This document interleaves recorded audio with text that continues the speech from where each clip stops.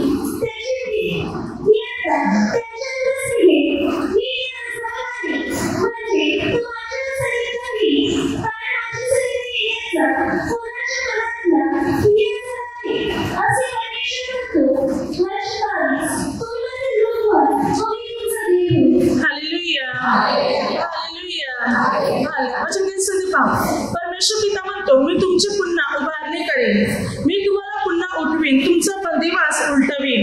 म्हणजे तुम्ही ज्या गुलामी संकटात आहात त्याच्यातून मी तुम्हाला बाहेर काढेन, मी तुम्हाला आजाद आणि स्वतंत्र करेन.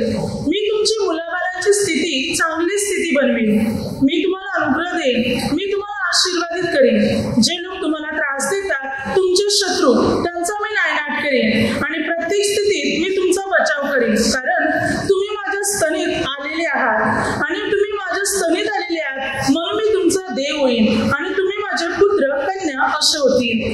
हा प्रभू या ठिकाणी काय म्हणत आहे की मी तुम्हाला उठवीन, उभे करीन, पुन्हा तुमची उभारणी करीन, तुमच्या जीवनातली दुःख संकटे सर्व काही दूर करीन. मी प्रभू म्हणतो की तुमचा बंदिवास उलटवीन, सर्व संकटातून गुलामीतून मी तुम्हाला बाहेर काढेन, मी तुमचा उद्धार तारण करेन. कारण तुम्ही माझ्या स्तनीत, माझ्या जवळ, माझ्या सानिध्यात येतील म्हणून. आणि तुम्ही माझ्या सानिध्यात आल्यामुळे मी तुमचा देव आणि तुम्ही माझे लोक बनतील. हा जो देवाच्या सानिध्यात येतो, देव त्याला आशीर्वादित करेल. प्रभू त्याच्या जीवनातली दुःख, पीडा, समस्या सर्व काही प्रभू दूर करेल. प्रभू त्यांच्या मुलाबाळांची स्थिती चांगली स्थिती बनवेल. प्रभू म्हणतो, मी त्यांच्या शत्रूंचा नायनाट करीन आणि मी तुम्हाला विजय देईन. प्रभू म्हणतो, तुम्ही माझ्या सानिध्यात आल्यामुळे मी तुमचा देव, तुम्ही माझी मुलं, माझी प्रजा, माझे लोक बनले जातील. जो देवाच्या सानिध्यात येईल त्याच्या जीवनात फायदे घडले जातील. प्रभूच्या सानिध्यात आल्यामुळे प्रभूकडे जो अनुग्रह आहे, जो आशीर्वाद आहे, जी कृपा आहे, ती माणसाला मिळायला सुरुवात होते. प्रभू म्हणतो, तुम्ही माझ्या सानिध्यात या. माझ्या सानिध्यात येण्यासाठी कोणाच्या मनाला हिया झालेले आहे. प्रभू म्हणतो, तुम्ही माझ्या सानिध्यात येतील, माझ्या जवळ येतील, तर मी तुमच्या जीवनात कार्य करीन, तुमच्या जीवनातली सर्व दुःख, पीडा दूर करीन, मी तुम्हाला अनुग्रह देईन. पण आज मनुष्य देवाच्या सानिध्यात, देवाच्या सहवासात, देवासमोर यायलाच तयार मिळत नाही. प्रार्थना देण्यासाठी, प्रार्थनेत वाढायलाच मनुष्य तयार नाही. बघा, जगाच्या सर्व गोष्टी माणसाला आवडतात, अनेक जागतिक गोष्टीमध्ये सहभाग घ्यायला माणसाला आवडते, पण देवाच्या सानिध्यात यायलाच माणसाला कंटाळा येतो.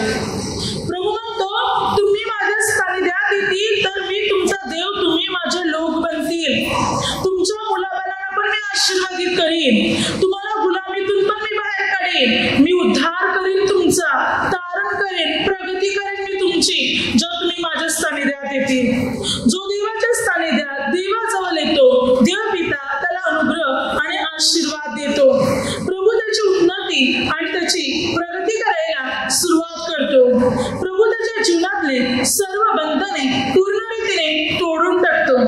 जो प्रभूच्या सानिध्यात असतो, प्रभू त्याला अनुग्रह देतो. एलिया संदेष्टा 1 राजे 18 अध्याय, त्यावेळी दुष्काळ पडला होता 3.5 वर्ष. हा दुष्काळ फार कडक होता आणि अशा दुष्काळामध्ये मात्र अहाब राजा, जो इस्रायलचा राजा होता, त्याच्या गुराढोरांना, शेजारमेंढरांना खाण्यासाठी गवत, पाणीही नव्हते. म्हणून त्याने आपल्या घराचा कारभारी ओबद्या याला म्हटले की मात्र गुराढोरांना चारा, पाणी मिळत नाही, तर आपण ते शोधायला जाऊ. तू मात्र एका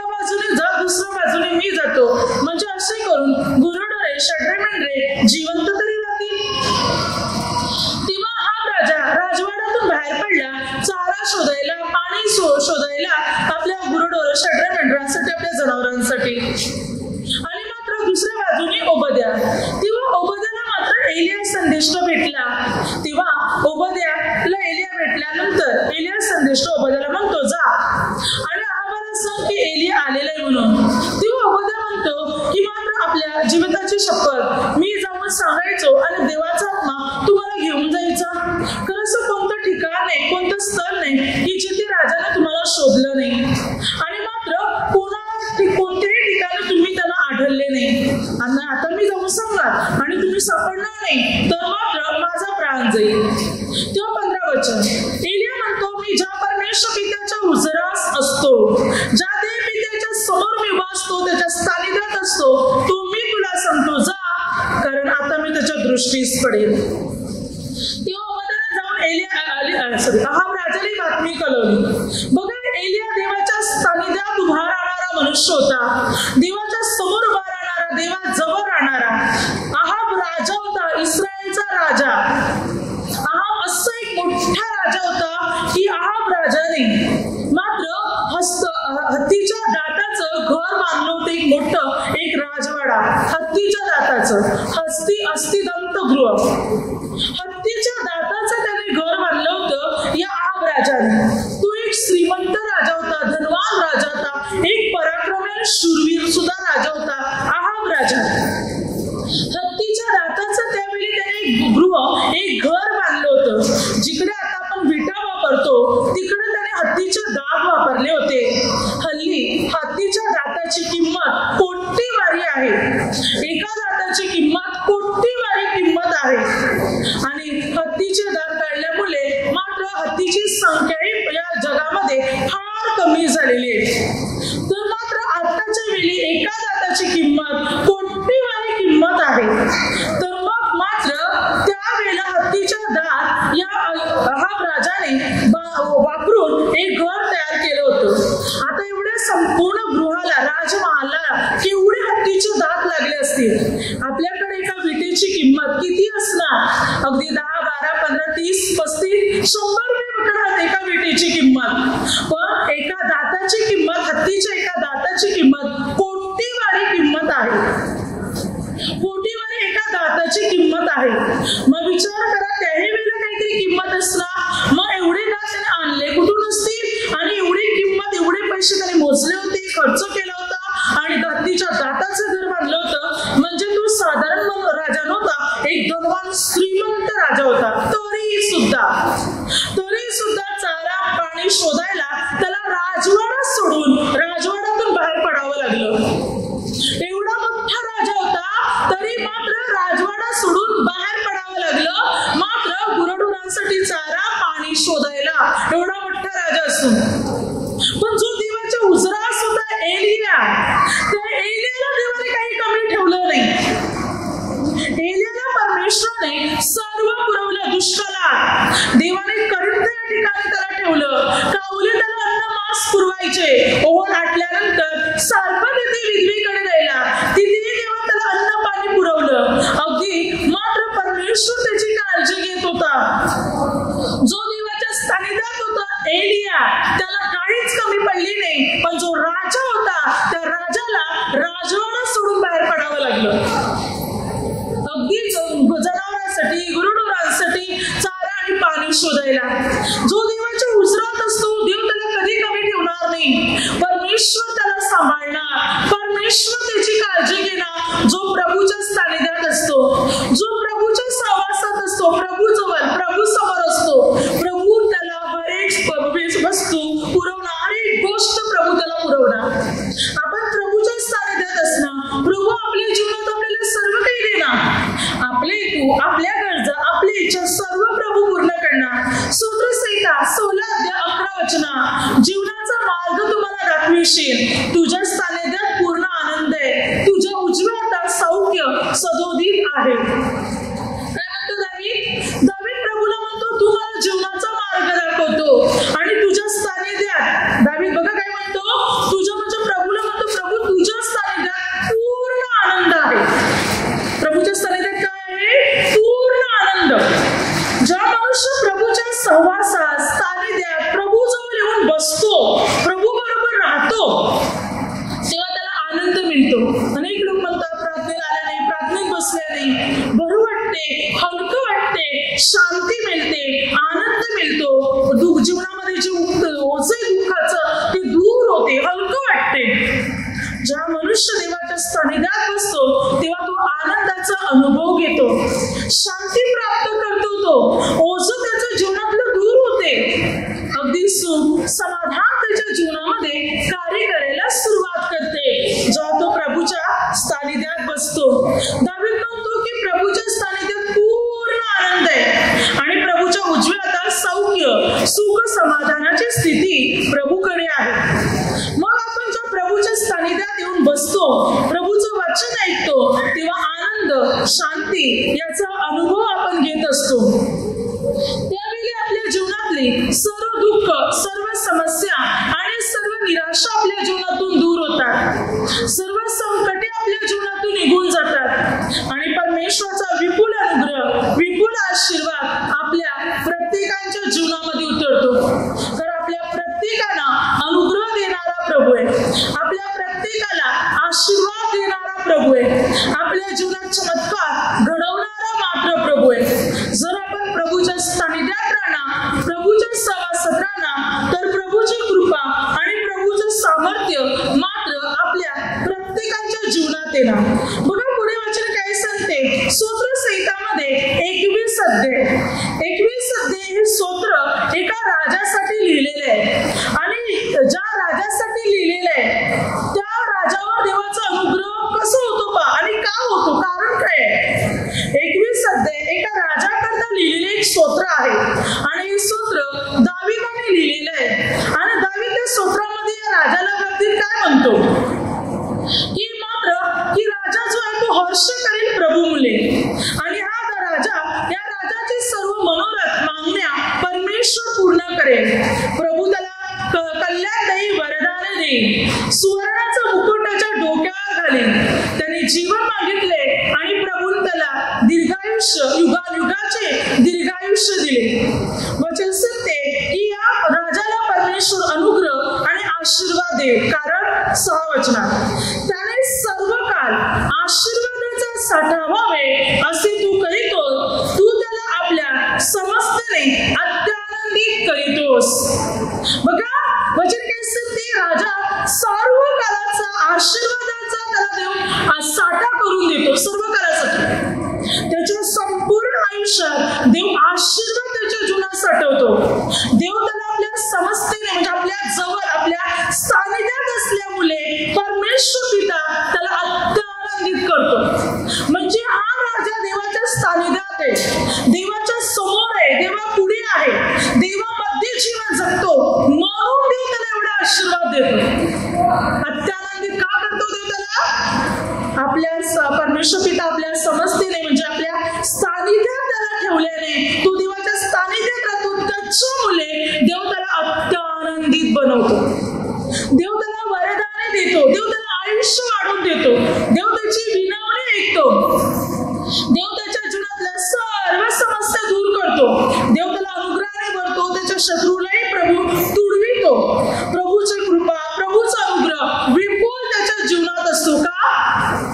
कारण तो देवाच्या समोर असतो, कारण तो देवाच्या सानिध्यात राहतो. म्हणून बघा जे लोक प्रभूच्या सानिध्यात राहणार, प्रभूच्या सहभागितात प्रभूच्या बरोबर राहणार, जसे की करिंथियरास पहिले पत्र 1 अध्याय 9 वचनात ज्या परमेश्वर पित्याने स्वपुत्राच्या म्हणजे प्रभू येशूच्या सहभागितामध्ये आपल्याला बोलाविलेले, तो परमेश्वर पिता धन्यवादित असो. तो धन्य आहे, तो विश्वासनीय परमेश्वर आहे. काय सांगते बायबल? तो विश्वासनीय देव आहे ज्याने आपल्याला पुत्राच्या सहभागितात, पुत्राच्या सहवासात, पुत्रा बरोबर आपल्याला आणलेले आहे, येशू बरोबर.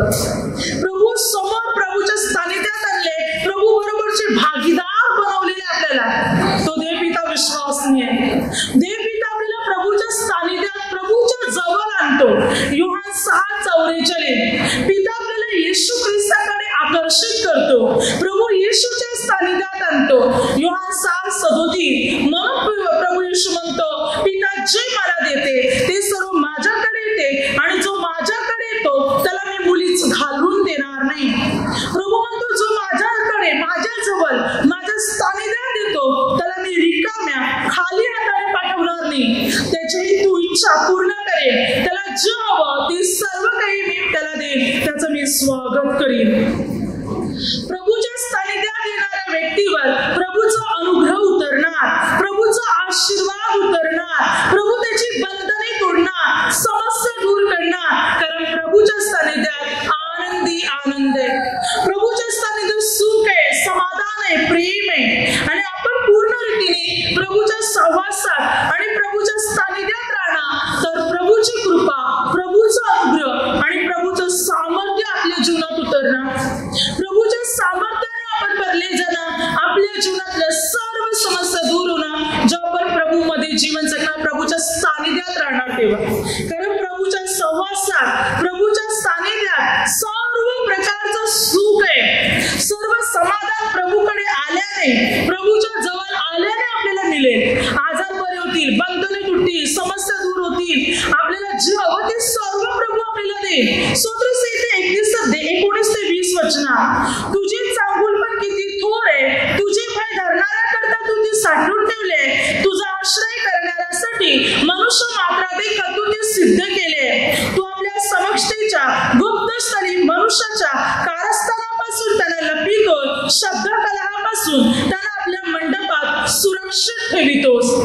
काय सांगते बायबल?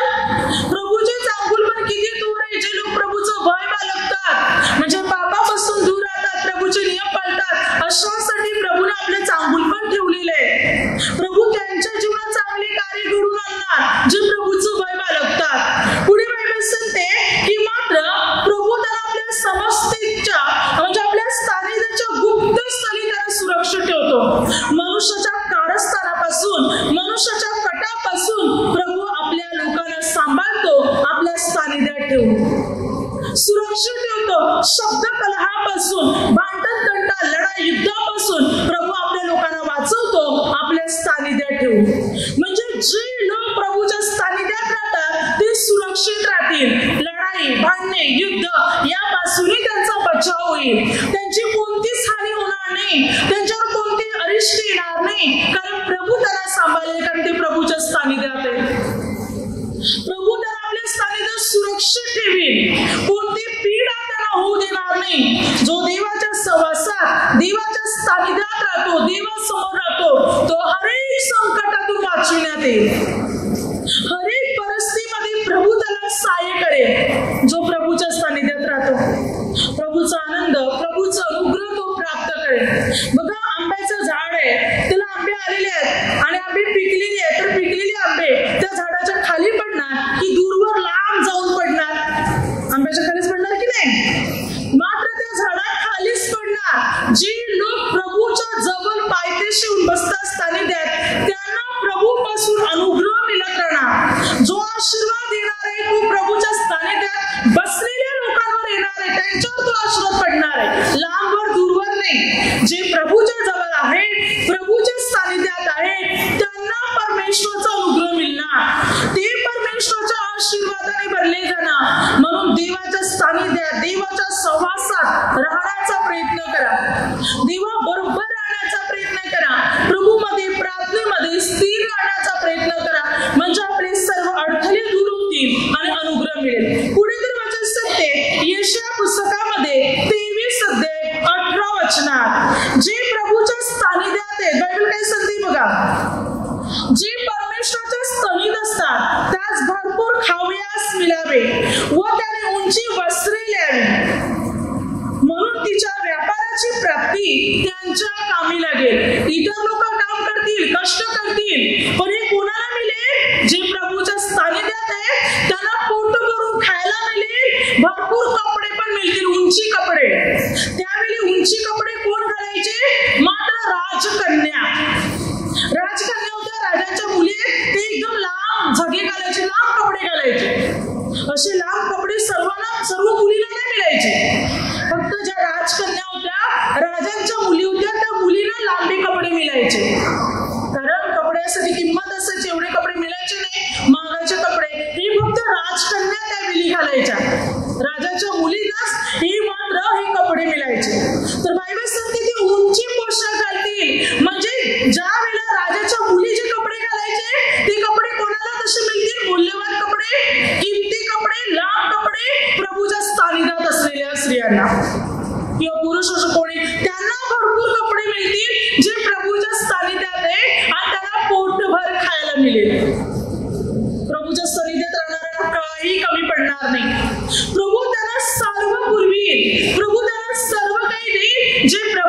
स्तनी प्रभूच्या सानिध्यात असतात त्यांना प्रभू सर्व पुरवणार, सर्व काही प्रभू त्यांना देणार. त्यांची हेतू, इच्छा, गरजा सर्व काही मात्र प्रभू पूर्ण करणार. त्यांच्या समस्यातून, त्यांच्या संकटातून मात्र प्रभू त्यांना मुक्त करणार. त्यांच्या निराशा प्रभू दूर करणार जे प्रभूच्या सानिध्यात असतील ते.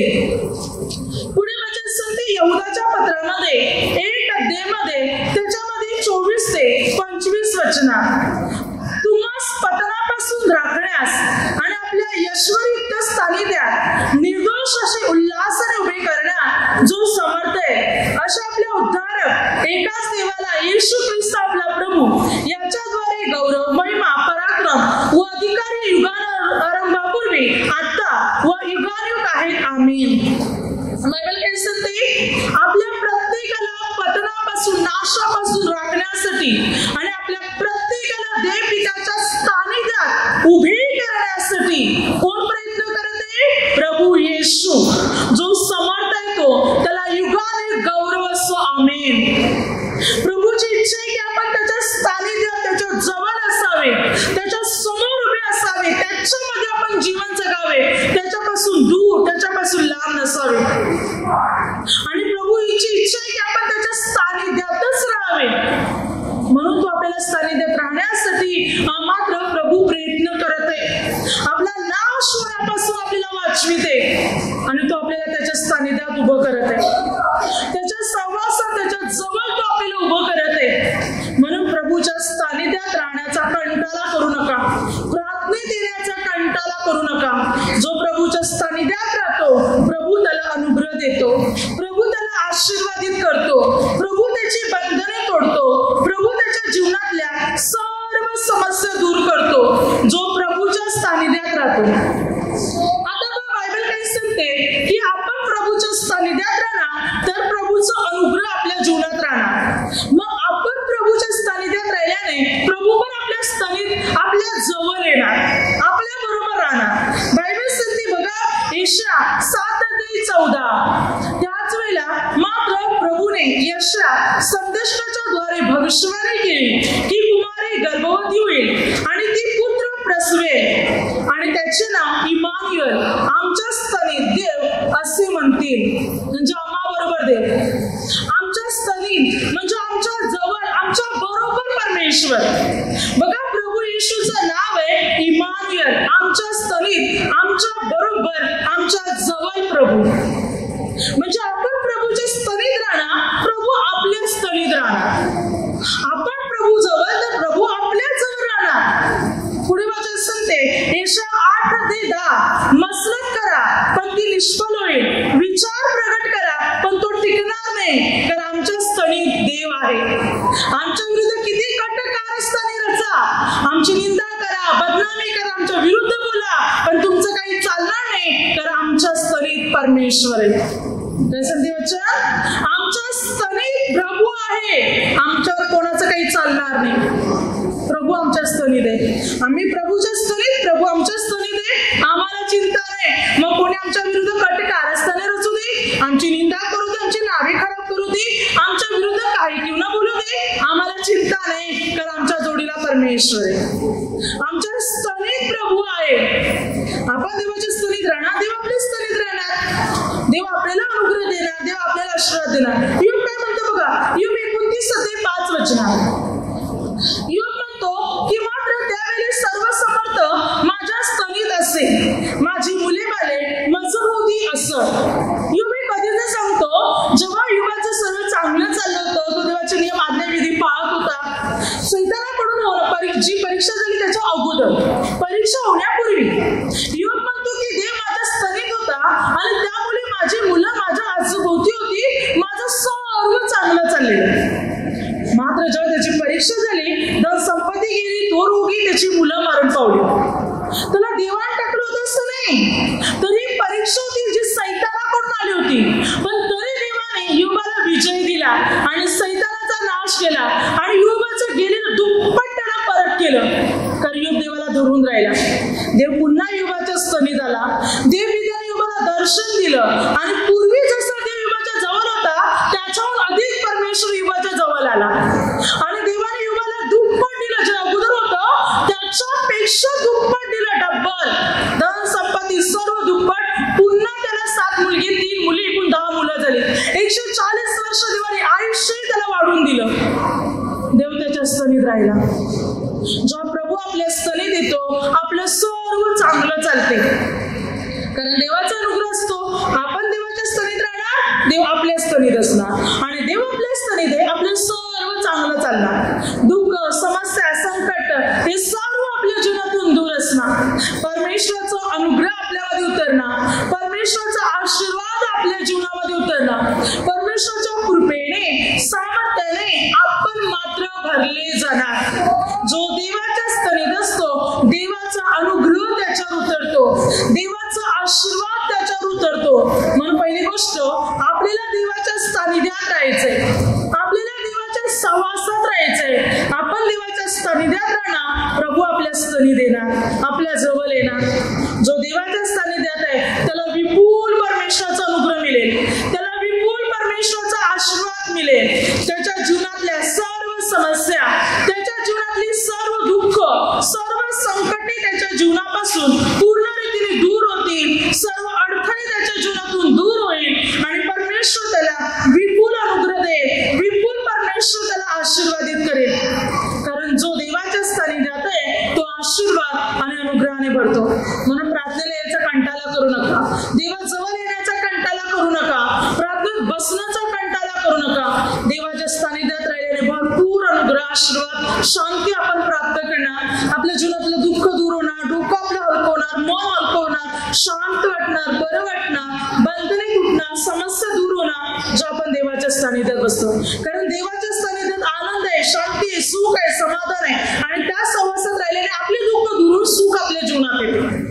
म्हणून प्रभूच्या सानिध्यात राहण्याचा प्रयत्न करा, आनंदी आनंदच प्राप्त करणार. Hallelujah, hallelujah. आता माझ्या शब्दाद्वारे जे काही चुकलं असेल त्याबद्दल मला क्षमा असावी. Hallelujah, hallelujah.